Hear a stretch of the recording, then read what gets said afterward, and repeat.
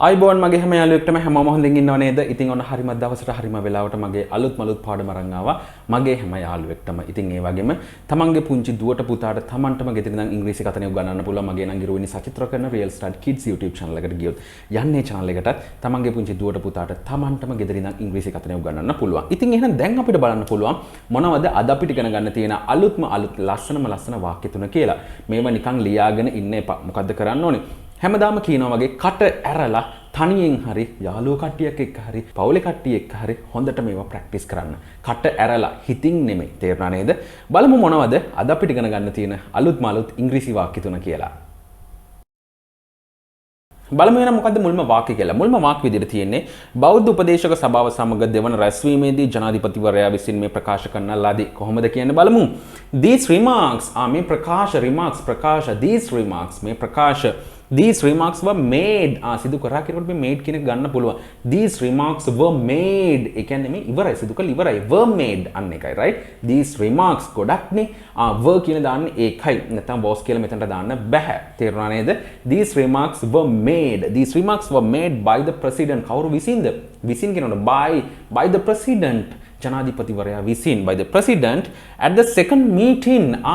මොන meeting එකේද? මොන රැස්වීමේදීද? දෙවන රැස්වීමේදී at the second meeting කාත් එක්කද? with the Buddhist Advisory Council. Buddhist බෞද්ධ advisory උපදේශක council සභාව අන්නේ අදහස් තමයි එන්නේ. at the Buddhist Advisory Council. බලන්න අපෝ එක සැරයක්. These remarks were made by the president at the second meeting with the Buddhist Advisory Council. මේක council නෙමෙයි council කියලා තමයි pronounce වෙන්න ඕනේ. තේරුණා නේද? බලමු දෙවෙනි වාක්‍යය මොකක්ද කියලා. දෙවෙනි වාක්‍ය විදිහට තියෙන්නේ සංචාරය කිරීම තහනම් කර ඇති රටවල් ලයිස්තුවෙන් වියට්නාමයේ ඉවත් කර ඇත. ඉතින් ඔයගොල්ලෝ දන්නවා මේ කාලේ මේ කොරෝනාත් එක්ක සමහර රටවල් වලට යන්න බෑ. සංචාරය කරන්න බෑ. ඉතින් ඒ වගේ රටවල් ලයිස්තුවෙන් මෙන්න මේ රට අයින් කරලා තියෙනවලු. කොහොමද කියන්නේ? බලන්න එක සැරයක්. සංචාරය කිරීම තහනම් කර ඇති රටවල් ලයිස්තුවෙන් වියට්නාමයේ ඉවත් කර ඇත. බලමු. වියට්නාම් රටින් පටන් ගන්න. Vietnam has been removed. Vietnam ඉවත් කරලා තියෙනවා. වියට්නාමය කියන රට ඉවත් කරලා තියෙනවලු.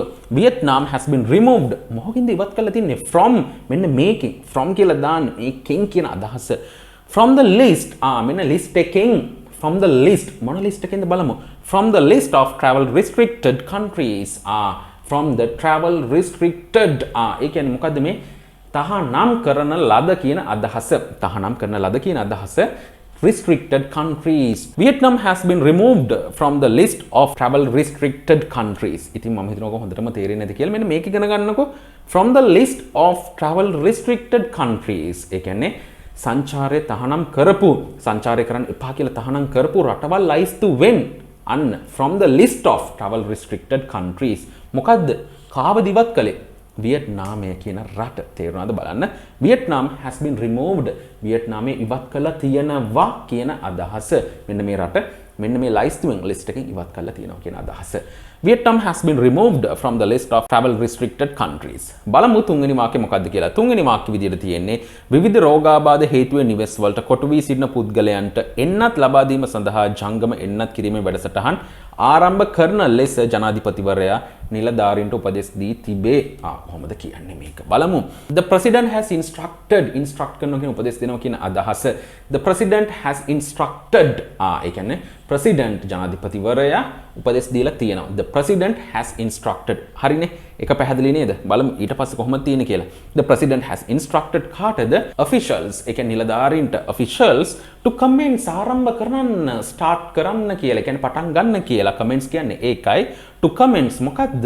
A mobile vaccination program. A mobile vaccination program. ජංගම එන්නත් කිරීමේ වැඩසටහනක්. A mobile vaccination program. ඒ කියන්නේ එන්නත් කිරීමේ වැඩසටහන මොන වගේ එකක්ද? ජංගම එන්නත් කිරීමේ වැඩසටහනක්. To administer ලබා දෙන්න මොනවද? vaccines එන්නත් කාටද? to people මිනිසුන්ට vaccines to people. ඒ කියන්නේ මිනිසුන්ට එන්නත් ලබා දෙන්න. who are කාටද මොන වගේ මිනිස්සුන්ටද who are confined ඒ කියන්නේ අර කොටු වෙලා ඉන්න ඒ කියන්නේ එළියට යන්නේ නැතුව ඒ කියන්නේ ඇතුළට වෙලා ඉන්න කට්ටිය කියන අදහස people who are confined ඒ කියන්නේ නිවෙස් වලට කොටු වෙලා ඉන්න මිනිස්සුන්ට බලන්න කොහොමද කියන්නේ කියලා who are confined to their homes ඒ කියන්නේ ඒගොල්ලෝගේ නිවෙස් වලට කොටු වෙලා ඉන්න කට්ටියට who are confined to their homes ඒ කියන්නේ ඒගොල්ලෝගේ නිවෙස් වලට කොටු වෙලා ඉන්න කට්ටියට who are confined to their homes due to various illnesses due to නිසා various illnesses ඒ කියන්නේ විවිධ රෝග කියන අදහස illnesses illness එකක් කියන්නේ රෝගයක් illnesses රෝග කියන අදහස due to various illnesses ඒ කියන්නේ විවිධ රෝගාබාධ හේතුවෙන් කියන අදහස විවිධ රෝග නිසා කියන අදහස තේරුණාද බලමු අපෝ එක් සැරයක් සම්පූර්ණ වාක්‍යය The president has instructed officials to commence a mobile vaccination program to administer vaccines to people who are confined to their homes due to various illnesses. මම හිතනවා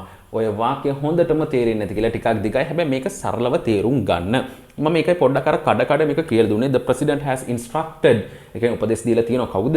ජනාධිපති කාටද officials the president has instructed officials to commence පටන් ගන්න කියලා to commence මොනවාද a mobile vaccination program ජංගම එන්නත් කිරීමේ වැඩසටහන to administer vaccines ලබා දෙන්න කාටද to people මිනිසුන්ට මොන වගේ මිනිසුන්ටද who are confined to their homes due to various illnesses ඒ කියන්නේ මේ විවිධ රෝග හින්දා එක රෝග හින්දා ගෙවල් වලට කොටු වෙලා ඉන්න කට්ටියට මෙන්න මේ ටික දෙන්න කියලා ජනාධිපති උපදෙස් දීලා තියෙනවලු. ඉතින් මම හිතනවා මේ දැන් කියලා දුන වාක්‍යය වගේම කලින් කියලා දුන වාක්‍ය දෙකත් මගේ යාළුවෝ ගලුවට හොඳටම යන්නේ නැති කියලා. මේවා මේ මං කියනා වගේ හොඳට කට ඇරලා ප්‍රැක්ටිස් කරන්න. තේරුණා නේද? එතකොට මේකේ තියෙන මේ අමාරු වචන, ලස්සන වචන හැම දෙයක්ම ඔලුවට දාගන්න පුළුවන්. හැබැයි මේක එක දවසක් දෙකක් කළා මදි. මේක පුරුද්දක් විදියට මේක ආසාව ඇති කරගෙන මේ වැඩේ කරන් යන්න. එතකොට අනිවාර්යයෙන්ම කරන්න පුළුවන්. ඉතින් ඔයාලට මේ ටික හරි පිළිවෙලට හරි අවංක විදිහට කරගන්න පුළුවන් නම් තමන්ට තමන් අවංක වෙලා කරගන්න පුළුවන් නම් ලස්සන්ට මේ වැඩේ කරන් යන්න පුළුවන්. හරියට මේ දේවල් ඉගෙන ගන්න පුළුවන්. ඉංග්‍රීසි කතා කරන්න ඉක්මනින් ඉගෙන ගන්න පුළුවන්. තේරුණා නේද? ඉතින් මේ ටික හොඳටම ප්‍රැක්ටිස් කරන්න. ඉක්මනින් අපි අලුත් පාඩමකින් හම්බ වෙමු. හැබැයි මේ හම්බ වෙනකන් මගේ හැම යාළුවෙක්ම වෙනදටත් වැඩිය ගොඩක් පරිස්සමෙන් ඉන්න ඕනේ.